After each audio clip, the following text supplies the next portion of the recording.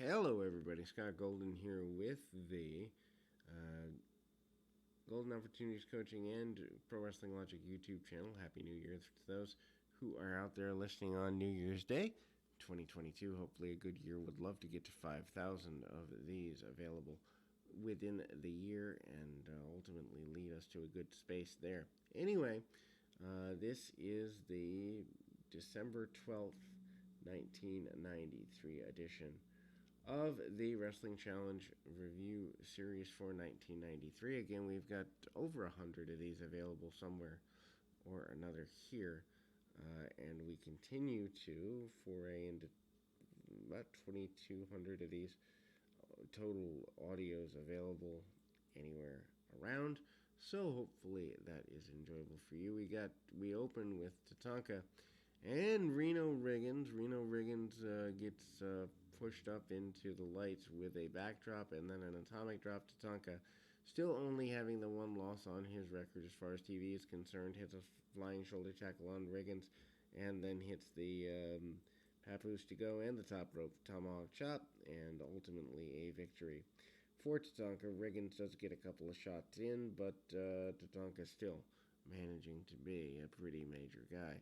The Head Shrinkers up next, managing to be pretty aggressive. Double headbutts, double clotheslines, and other basic maneuvers along the way. Nothing necessarily that has to be written about here.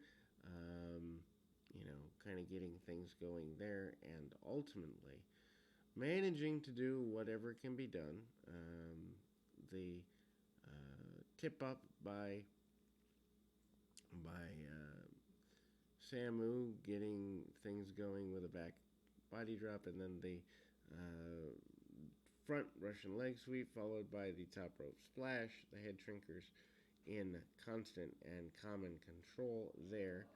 Doink out next with an enhancement match. Doink, of course, still managing to be in the babyface role, facing off against Ray Roy at the time. Not exactly a barn burner of a match. Ray Roy, a New England guy who doesn't really get everything or actually facing off against Glenn Ruth. For some reason, I thought it was Ray Roy, but it's because of the powder blue trunks that Ruth was wearing at the time.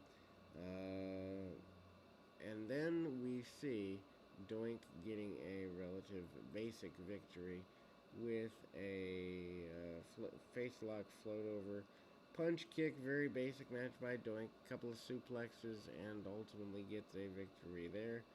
Doink actually gets a modified submission with a front face lock, and ultimately leading to a victory there. We then see Jim Ross trying to promote the upcoming Garden Show to reasonable success. Seasonal celebration. They are taking collections for local food pantry mission, as it were, and Jim Ross trying to get people to come out for that. Jeff Jarrett and Razor Ramon going to go at it at this particular event in January. And Ludwig Borga out nearly a month after this, or a little less than a month after the Survivor Series pop-up uppercut by Borga, and he manages to get a backbreaker on his adversary pretty quickly.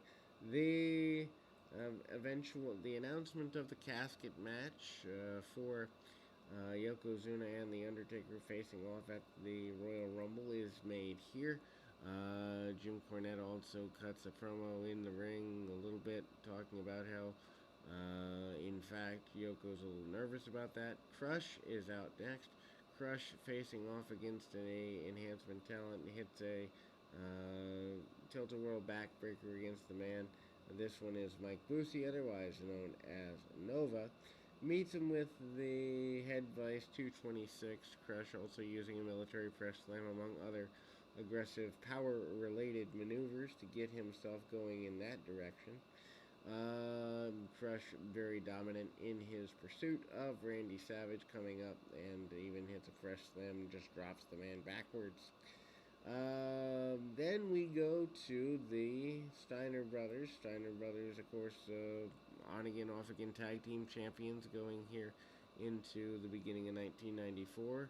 And Mike Sharp and his tag team partner for this enhancement talent match, facing off against the Steiner brothers. This particular Mike Chloe and Mike Sharp are these individuals, and 234 Scott pins Chloe following the Frankensteiner suplexes by Scott Steiner. Big clothesline, aka the Steiner line by Rick Steiner, and the Steiner brothers are in rare and aggressive form here.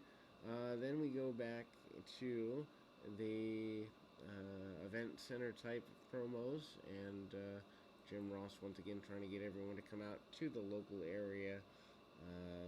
House shows also a Jeff Jarrett promo. Jarrett, of course, coming in as what he considers to be the world's greatest country music superstar. But Shawn Michaels against John Paul. Shawn Michaels, of course, deep arm drags, couple of just floatovers and spins around and manages to get a super kick victory and top rope elbow drop from Shawn Michaels.